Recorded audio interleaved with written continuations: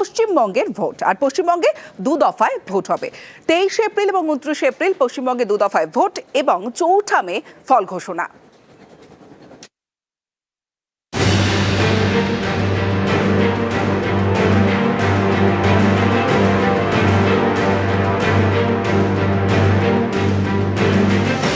পশ্চিমবঙ্গে বিধানসভা ভোটে নির্ঘণ্ট ঘোষণা করল নির্বাচন commission.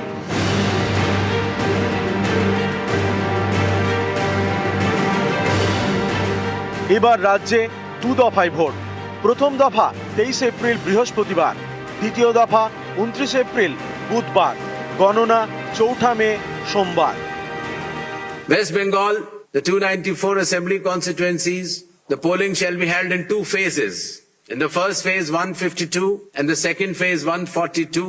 The date of poll shall be 23rd of April and 29th of April. And the counting shall be together for all, that is 4th of May 2026. প্রথম দফায় vote হবে কোচবিহার, আলিপুরদুয়ার, জলপাইগুড়ি, কালিম্পং, দার্জিলিং, উত্তর দিনাজপুর, দক্ষিণ দিনাজপুর, মালদা, মুর্শিদাবাদ, পূর্ব মেদিনীপুর, পশ্চিম মেদিনীপুর, পুরুলিয়া, বাঁকুড়া, ঝাড়গ্রাম, পশ্চিম বর্ধমান এবং বীরভূমে। 23 এপ্রিল প্রথম দফায় ভোট এই 16 জেলার 152 আসনে। 29 এপ্রিল দ্বিতীয় দফায় ভোট হবে উত্তর 24 পরগনা, দক্ষিণ 24 পরগনা, হাওড়া, হুগলি, নদিয়া, পূর্ব বর্ধমানে। 29 এপ্রিল দ্বিতীয় দফায় ভোট এই 7 জেলার 142 আসনে। পশ্চিমবঙ্গ সহ 5 রাজ্যে গণনা 4 মে। নিউজ 18 বাংলা। পশ্চিমবঙ্গে দু দফায় ভোট এবং দু দফায় ভোট অন্যান্য বারের থেকে কতটা আলাদা, কতটা তাৎপর্যপূর্ণ রয়েছে, নিউজরুম থেকে আমার প্রতিনিধি অনুপ হাজরা রয়েছে, অনুপের সঙ্গে কথা বলবো। অনুপ, কি বৈশিষ্ট্য রয়েছে এবারের 26-এর বিধানসভা ভোট? দেখো, প্রথম যে বৈশিষ্ট্যের কথা বলবো সেটা এই মুহূর্তে প্রত্যেকটা মানুষ, প্রত্যেক গ্রামের মানুষ, প্রত্যেক শহরের মানুষ আমাদের রাজ্যের তারা জেনে গিয়েছেন। কারণ এখনও চূড়ান্ত ভোটার কারা হবেন আমাদের রাজ্যের এই বিধানসভা নির্বাচনে তা এখনও নির্দিষ্ট হয়নি সুপ্রিম কোর্টের আদেশ অনুযায়ী। তার প্রক্রিয়া চলছে, জুডিশিয়াল অফিসাররা কাজ করছেন এবং সেটাই সবথেকে বড় নজিরবিহীন ঘটনা অন্তত এ রাজ্যের জন্য এসআইআর উদ্ভূত পরিস্থিতিতে। এবং আজকে নির্বাচন কমিশন যে ভোটের নির্ঘণ্ট ঘোষণা করলো বা দামামা বাজিয়ে দিল ভোটের, সেক্ষেত্রে নির্বাচন কমিশনের তাদের যে ওয়েবসাইট এবং সেখানে যে ভোটের সূচি, সেখানে আমাদের রাজ্যের ভোটারের যে সংখ্যা সেখানে দেখানো হয়েছে 6,45,00,000। অর্থাৎ কিছুদিন আগে এসআইআর শুরুর আগে পর্যন্ত যে ভোটারের সংখ্যা আমাদের রাজ্যের ছিল 7,66,00,000, তা প্রায় 1,20,00,000 আজকের ওয়েবসাইটে তাদের নেই। অর্থাৎ এই অ্যাডজুডিকেশন 63,00,000কে তারা আজকের এই ভোট ঘোষণার মুহূর্তে তাদের তালিকায় রাখেনি। যেমন যেমন ভোটার আসবে তাই সেই সমস্ত ভোটারদের তারা ভোট দিতে দেবে। এটা একটা নজিরবিহীন পরিস্থিতি। তারপর সবথেকে যেটা বড় বিষয় সেটা হচ্ছে সাম্প্রতিক সময়ে যে ভোট হয়েছে আমাদের রাজ্যে, তাতে আমরা বিভিন্ন দফায় 2011, 16, 21 তিনটে বিধানসভা নির্বাচন বা এর মধ্যবর্তী সময় যতগুলি লোকসভা নির্বাচন হয়েছে সেখানে কিন্তু আমরা দেখেছি একাধিক দফায় ভোট হয়েছে। কখনো 8 দফায়, কখনো 7 দফায়, কখনো 6 দফায় এমন ভোটের সাক্ষী থেকেছে রাজ্যবাসী। কিন্তু এবার দেখা যাচ্ছে এই সারা রাজ্যে 294টা বিধানসভা আসনের ভোট হচ্ছে মাত্র 2 দফায়। এবং এই 2 দফায় ভোটের মধ্যেও কিন্তু একটা অদ্ভুত একটা ইউনিক কেস দেখা গেল। একেবারে পাহাড়, যদি আমরা দার্জিলিং, কালিম্পং, কার্শিয়াং ধরি, আলিপুরদুয়ার, জলপাইগুড়ি ধরি, কুচবিহার ধরি, আবার একই সঙ্গে বালুমাটি, পূর্ব মেদিনীপুর একদিনে ভোট। অর্থাৎ আমরা যদি ভার্চুয়ালি এই ম্যাপটাকে, পশ্চিমবঙ্গের ম্যাপটাকে ভাগ করি, কার্যত বাঁ দিক আর ডান দিক দুটো ভাগ, এবং তার আবার একটা বড় অংশ 152টা সিট প্রথম দফায় 23 এপ্রিল ভোট হচ্ছে। এবং এই 23 এপ্রিল যখন ভোট হচ্ছে, সেই ভোটে দেখা যাচ্ছে ফলাফলের নিরিখে 2021 সালে যে বিধানসভার ভোট, তাতে 77টা বিজেপি সিট পায়, যদিও তাদের একাধিক বিধায়ক দল বদল করে তৃণমূল কংগ্রেসে জয়েন করে। এবং তার সর্বশেষ যে স্ট্যাটিস্টিক্স আসন সংখ্যার ভিত্তিতে, তাতে দেখা যাচ্ছে এই 152টা আসনের মধ্যে 54টা আসনে বিজেপি শক্তঘাঁটি বিজেপি লিড করছে বা সেই আসন তাদের। এখন ধরে রাখতে পারবে কিনা সেটা ভোটের পর নির্দিষ্ট হবে। অন্যদিকে বাকি এই যে লাল অংশ দেখছি আমরা যে জেলাগুলি, নদিয়া, পূর্ব বর্ধমান, উত্তর চব্বিশ পরগনা, হুগলি, হাওড়া, কলকাতা, দক্ষিণ চব্বিশ পরগনা, এই 142টা আসনের ভোট হচ্ছে ঠিক তার পরে দ্বিতীয় দফায় 29শে এপ্রিল। এবং যদি দেখা যায় এই জায়গাতে কিন্তু মাত্র 15টা সিটে জিতেছিল এখনকার দলগত অবস্থান অনুযায়ী বিজেপির, বলছি 2021 সালে।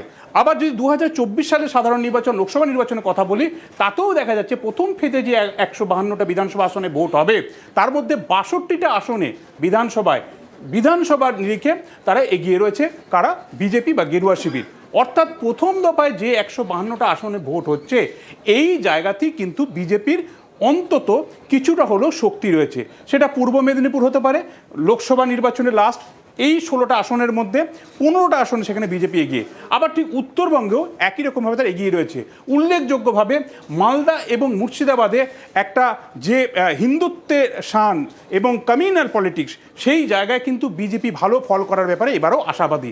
ঠিক তার লাল যে অংশটা, অন্তত আমরা যদি এই অংশটা বর্গ ফুটে বা বর্গ কিলোমিটারে মাপি, এই লাল অংশে যে জেলাগুলি রয়েছে এটা হচ্ছে শাসক দলের তৃণমূল কংগ্রেসের শক্ত ঘাঁটি বললে ভুল হবে, কার্যত সবুজ দুর্গ।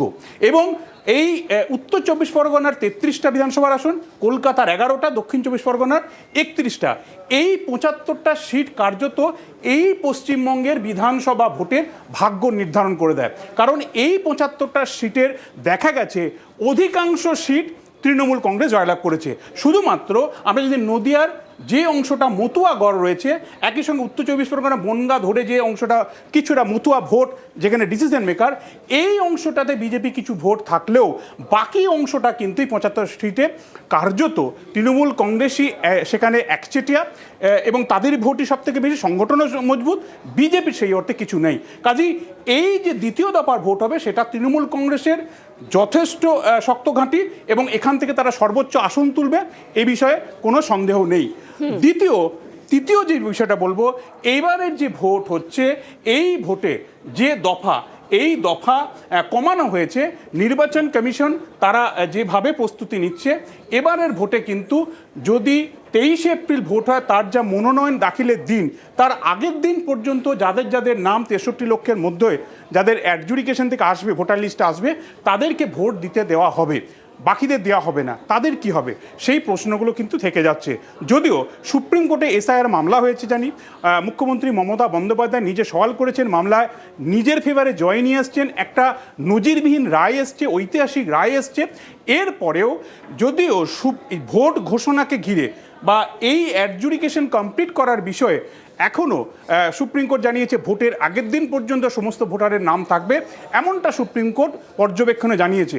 কিন্তু বাকি এই 6,45 লক্ষের যে ভোটারের নামকে সামনে রেখে ভোটের নির্ঘণ্ট ঘোষণা করে দিলে কমিশন, বাকি 63 লক্ষের মধ্যে কতজন ভোট দিতে পারবেন তা নিয়ে কিন্তু সন্দেহ দানা বেঁধেছে, যা স্বাধীনতা উত্তর আমাদের দেশের ইতিহাসে কোনো অবস্থাতেই নির্বাচন কমিশন যে ভোট ঘোষণা করে তাতে এরকমটা দেখা যায়নি। অর্থাৎ ভোটার নির্দিষ্ট না হওয়া আগেই, অর্থাৎ কারা কারা ভোট দিতে পারে এটা সুনির্দিষ্ট হওয়ার আগেই ভোট ঘোষণা হয়ে গেল।